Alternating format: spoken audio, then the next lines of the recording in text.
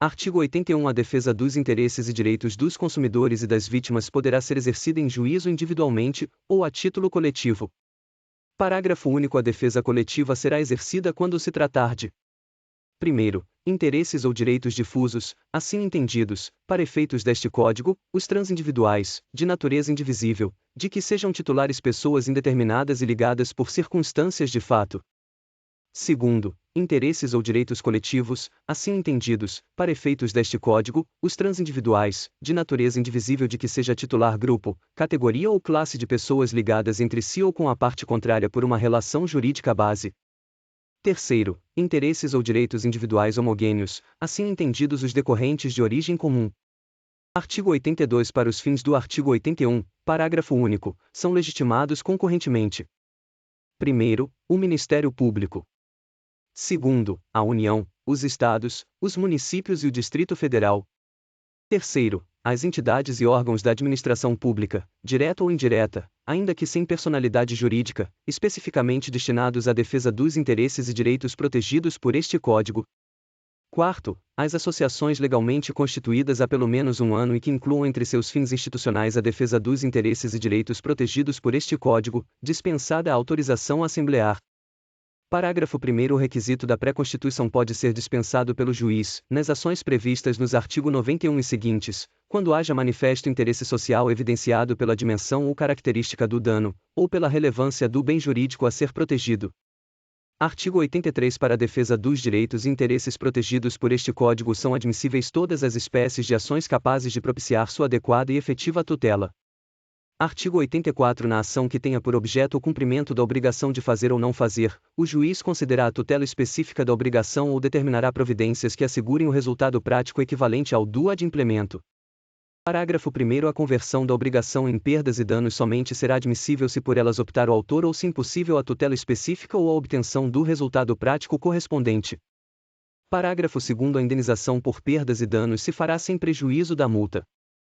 Parágrafo 3º. Sendo relevante o fundamento da demanda e havendo justificado receio de ineficácia do provimento final, é lícito ao juiz conceder a tutela liminarmente ou após justificação prévia, citado o réu.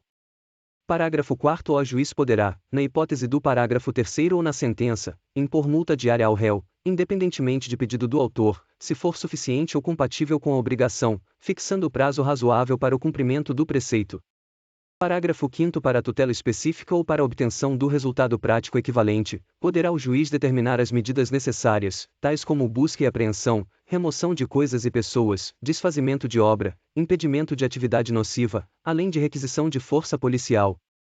Artigo 87. Nas ações coletivas de que trata este Código não haverá adiantamento de custas, emolumentos, honorários periciais e quaisquer outras despesas, nem condenação da associação autora, salvo comprovada má-fé, em honorários de advogados, custas e despesas processuais.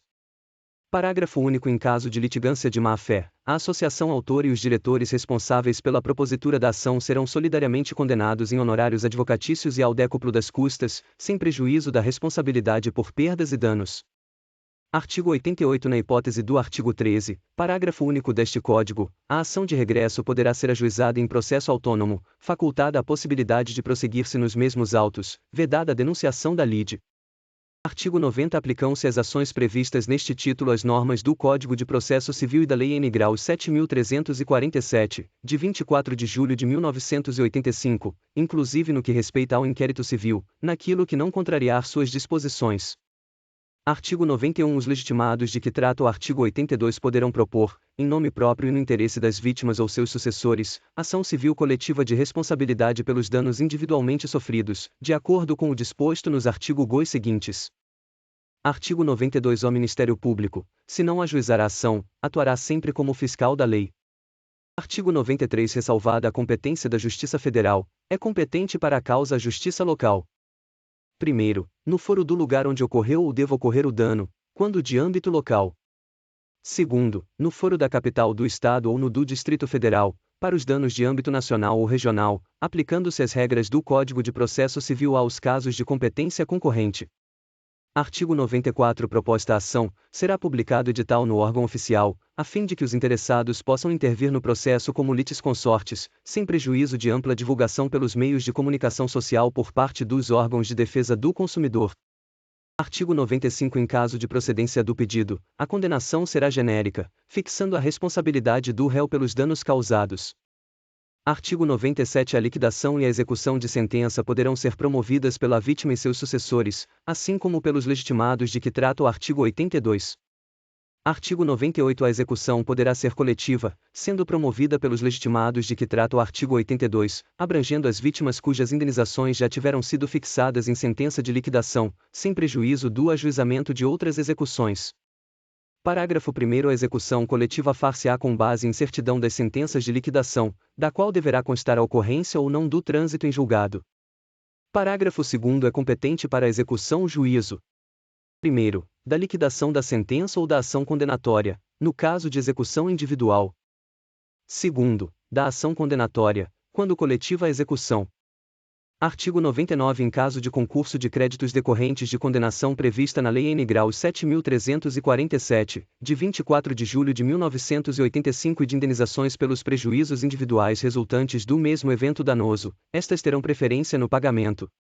Parágrafo único. Para efeito do disposto neste artigo, a destinação da importância recolhida ao fundo criado pela Lei N. Grau 7.347 de 24 de julho de 1985, ficará sustada enquanto pendentes de decisão de segundo grau as ações de indenização pelos danos individuais, salvo na hipótese de o patrimônio do devedor ser manifestamente suficiente para responder pela integralidade das dívidas.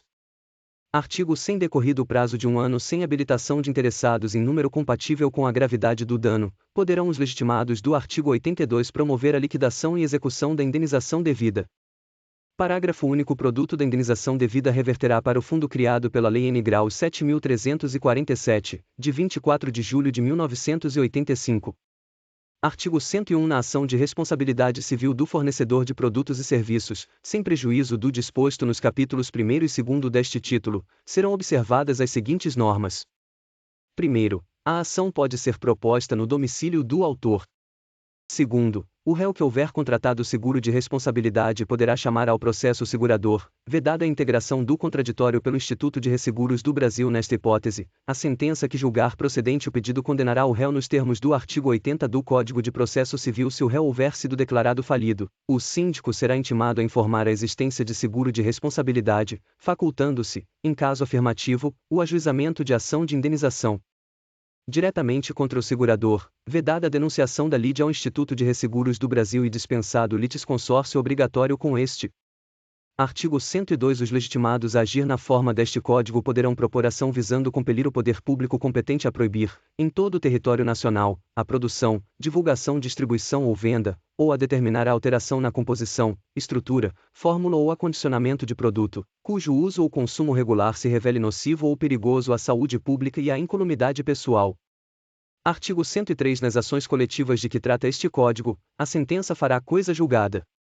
Primeiro, erga omnes, exceto se o pedido for julgado improcedente por insuficiência de provas, hipótese em que qualquer legitimado poderá intentar outra ação, com idêntico fundamento valendo-se de nova prova, na hipótese do inciso 1º do parágrafo único do artigo 81.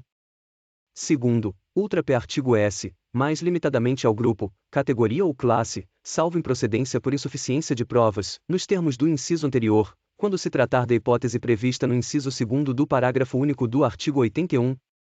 Terceiro, erga omnes, apenas no caso de procedência do pedido, para beneficiar todas as vítimas e seus sucessores, na hipótese do inciso 3º do parágrafo único do artigo 81.